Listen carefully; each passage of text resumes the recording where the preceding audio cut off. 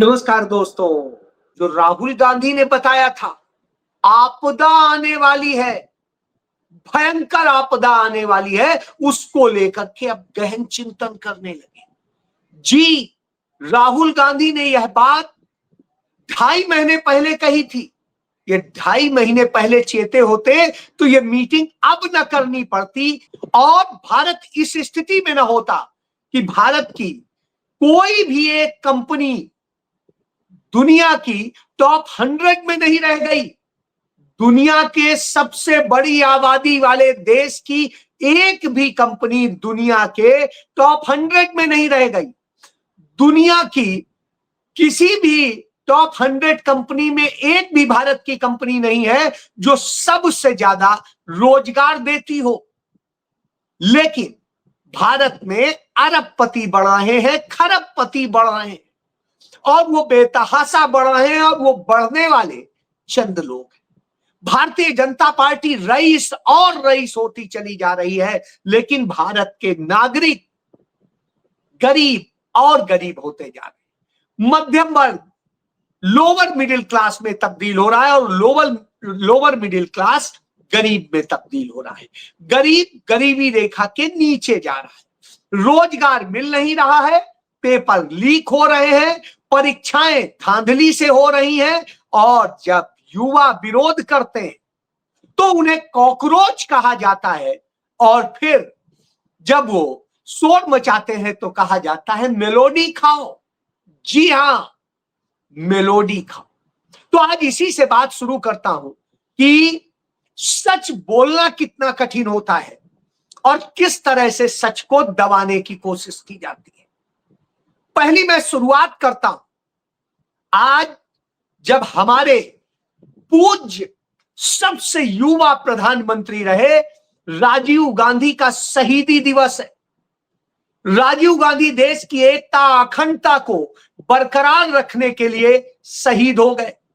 वैज्ञानिक सोच वाले, युवाओं को आगे बढ़ाने वाले और साइंस एंड टेक्नोलॉजी हो, यूथ अफेयर्स हो या फिर संचार क्रांति, इंफॉर्मेशन टेक्नोलॉजी हो और पंचायती राज हो या महिलाओं को अधिकार देने का मामला हो, तमाम सारे विषयों में देश में सबसे ज्यादा काम करने वाले, सिर्फ 5 साल में सबसे ज्यादा काम करने वाले राजीव गांधी ही थे। राजीव गांधी ही थे जिन्होंने दाक्षेस बनाया था, यानी दक्षिण एशिया सहयोग संगठन। इसके जरिए भारत पूरे दक्षिण एशिया का विश्व गुरु बन गया था।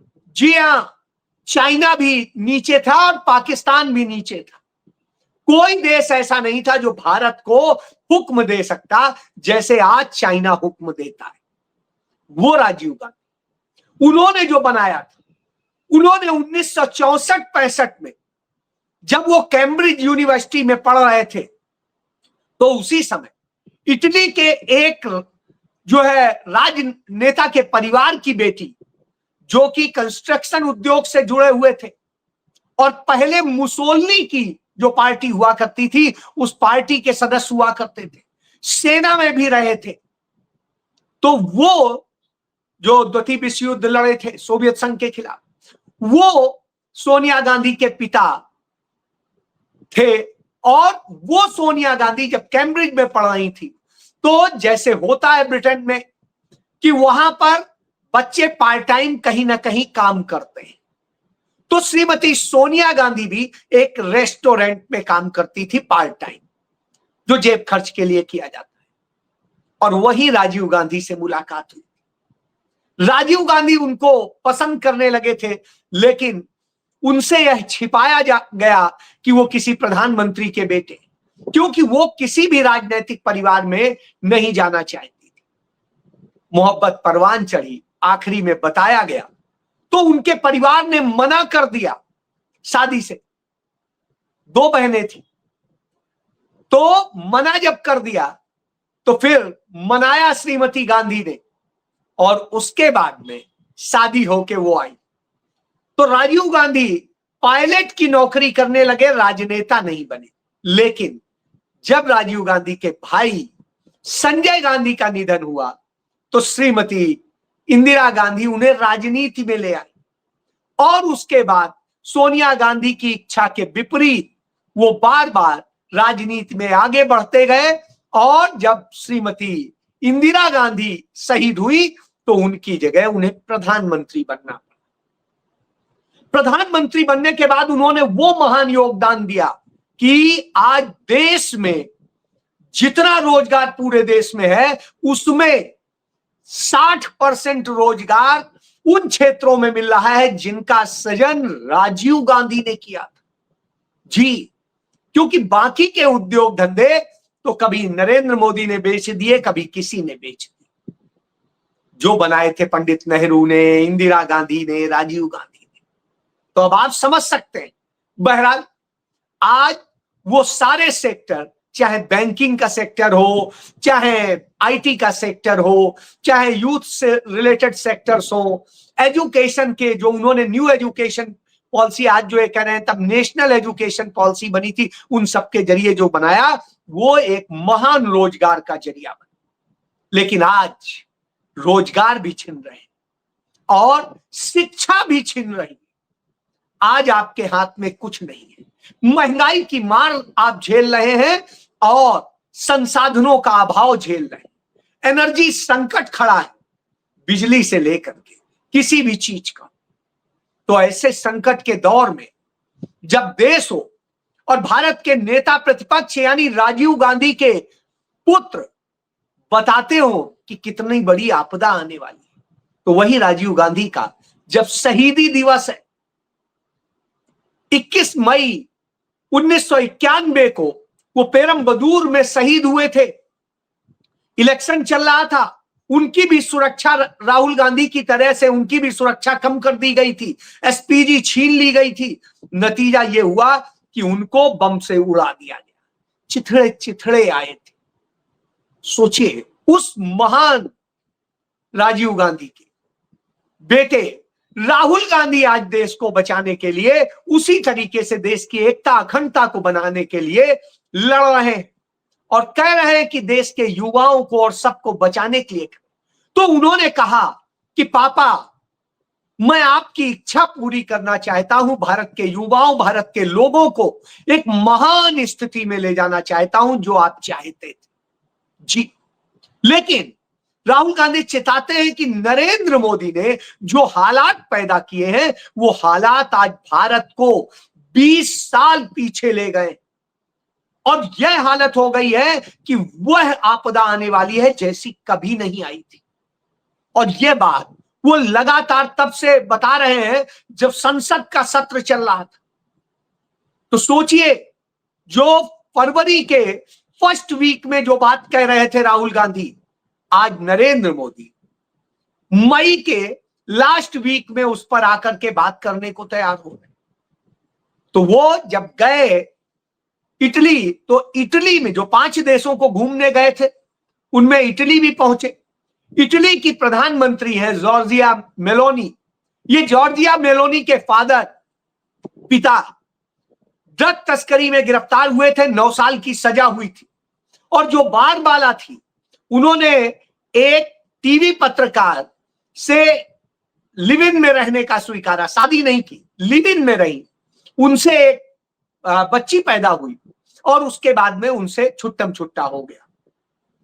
बहरहाल वो जो है बगैर शादीशुदा एक बच्ची की मां है और वही जॉर्जिया मेलोनी, उन्हीं के लिए मेलोडी लेके जाते हैं नरेंद्र मोदी। तो उनके साथ नरेंद्र मोदी तमाम एक्शन में नजर आते हैं। ऐसे लगता है एमई मेलोनी का एमई और मोदी का तो मेलोडी कर रहे हैं। तो मेलोडी आज हो रहा है, तो जब मेलोडी हो रहा है तो साहब हर जगह मेलोडी हो रहा है। तो नरेंद्र मोदी उनसे सीख के आए कि भैया जाके मीटिंग कर लो कैबिनेट की, बड़े संकट आने वाले हैं। तो उन्होंने ये ज्ञान जो दिया, उसके बाद नरेंद्र मोदी मीटिंग बुलाते हैं कैबिनेट की और तैयारी हो रही होती है कि अब भारत के लोगों के ऊपर क्या क्या प्रतिबंध लगाने हैं, कैसे सब चीजों को कंट्रोल करना है, कैसे बचना है। क्योंकि कॉकरोच जनता पार्टी ने सिर्फ 6 दिन के भीतर नरेंद्र मोदी की पार्टी, भारतीय जनता पार्टी के जो इंस्टा पर फॉलोवर्स थे उनसे 1.5 गुना ज्यादा कर दिए, कांग्रेस से भी ज्यादा हो। सबसे ज्यादा अभी तक कांग्रेस के थे फॉलोवर्स, उसके बाद में भाजपा के थे, अब कॉकरोच के हो गए, क्योंकि इस देश में कॉकरोच इतना बढ़ गया है, मजबूरी है। भारत के मुख्य न्यायाधीश ने कहा ही कि सूर्यकांत ने कि बेरोजगार घूम रहे वो युवा, वो लोग, वो पत्रकार सब कॉकरोच है, तो वो सारे कॉकरोच इकट्ठे हो गए और कॉकरोच इकट्ठे हुए तो रिकॉर्ड दुनिया को बता दिया कि साहब इस देश में सिर्फ कॉकरोच ही है, यानी बेरोजगारों की इतनी बड़ी तादाद है। तो देश की आबादी सबसे ज्यादा, कॉकरोच सबसे ज्यादा, रोजगार और सब कुछ खत्म है, शिक्षा बर्बाद है, पेपर लीक हो रहे हैं, सीबीएसई का एग्जाम सही से नहीं हो पाता, एग्जाम होता है तो पेपर नहीं चेक हो पाते, कॉपियां नहीं चेक हो पाती, और कॉपी चेक करने का जो ओएसएम सिस्टम होता है वो फ्रॉड पर आधारित है, और इस तरह से बच्चों का भविष्य बर्बाद किया जा रहा है। और इस पर जब राहुल गांधी बोलते हैं तो उनपे मुकदमे कर दिए जाते हैं और सब कुछ कर दिया जाता है। लेकिन आप क्या सोचते हैं, क्या सिर्फ राहुल गांधी पर ये होता है? नहीं साहब, आज मैं आपको बताना चाहता हूं, पहले तो मैं कई दिनों से सोच रहा था कि बताऊं कि ना बताऊं, लेकिन आज मन कर रहा है कि आपको भी बताना चाहिए, क्योंकि आपके लिए मैं लगातार लड़ता हूं।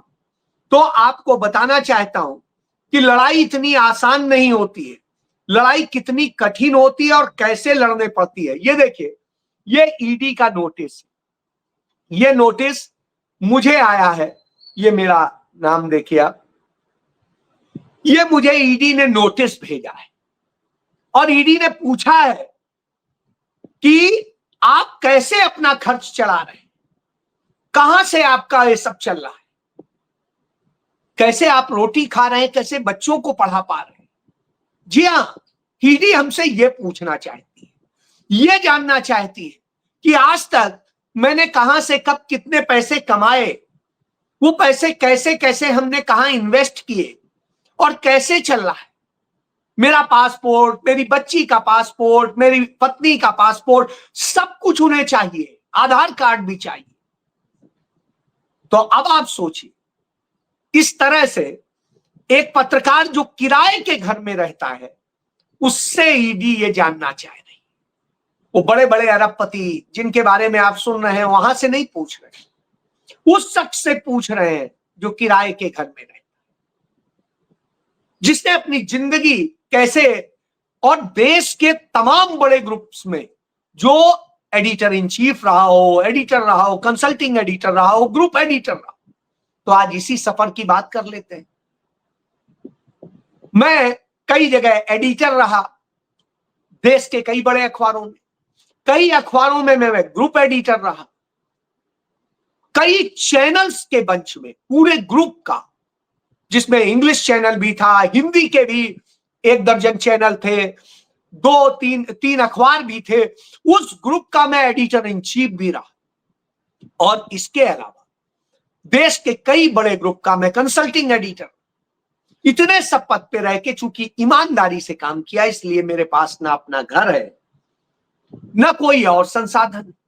जो था इन दिनों, कई चीजें मैंने बेच दी, क्योंकि घर चलाना था, बच्चों को पढ़ाना। तो साहब, अब ईडी मुझसे ये पूछ रही, पहले किसान आंदोलन के दौरान जब मैंने बहुत साथ दिया, किसानों के लिए मैं खुलकर लिखा, और संडे गार्डियन भी मेरे ही अंडर होता था। संडे गार्डियन में मैंने आर्टिकल लिखा था कि यह टाइम है कि किसानों के साथ हमें खड़ा होना चाहिए। और उसको लेके जब मैंने लिखा, जब किसानों के लिए कीलें बिछाई गई सड़कों पर, तब मैंने लिखा कि ये कीलें सड़क पर नहीं, हमारी छाती पर ठुकी हैं। और इस तरह लिखा तो मेरे एमडी का फोन आया कि मुझे पीएमओ से फोन आया है, ये कीलें भले किसी के कहां ठुकी हो, लेकिन मेरी छाती में आप जरूर ठोक।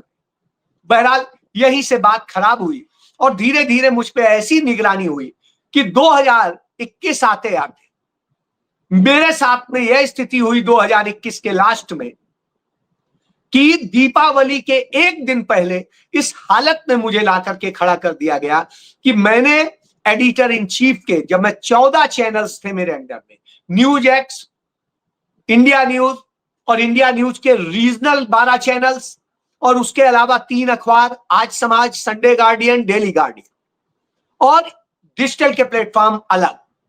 तो अब आप सोचिए, इतने बड़े ग्रुप का, आईटीवी नेटवर्क ग्रुप का मैं चीफ एडिटर था, वहां से मुझे इस्तीफा देना, क्योंकि मैंने समझौता करने से मना कर दिया, मैंने माफी मांगने से मना कर, मैंने कहा मैं जाके समझौता नहीं करूंगा, माफी नहीं मांगूंगा। उसके बाद में मुझे 2022 में डेली वर्ल्ड न्यूज़पेपर के ग्रुप एडिटर के तौर पे नौकरी मिल गई। वहां मैंने 2 महीने नौकरी करी, और फिर उसके बाद वहां के मालिक को वहां के गवर्नर ने बुलाया और उसने कहा कि हमें ऊपर से कॉल आई है, आप अपने अखबार से उन्हें ग्रुप एडिटर के पद से हटा दीजिए, नहीं तो ये, वो मेरे दोस्त भी थे, उन्होंने मुझे कॉल किया, कहा अजय भाई मेरी औकात नहीं है कि मैं लड़ सकूं, तो प्लीज आप रिजाइन कर दीजिए। मैंने वहां से रिजाइन किया। उसके बाद में फिर देश के एक बड़े ग्रुप में, बहुत बड़े ग्रुप में, जो देश की आजादी के पहले का ग्रुप, आजादी की लड़ाई में भी उसका योगदान, महात्मा गांधी के परपोते भी उसके संपादक हैं, उस ग्रुप में मैं कंसल्टिंग एडिटर के तौर पे पूरे नॉर्थ इंडिया हेड के तौर पे मैंने ज्वाइन किया।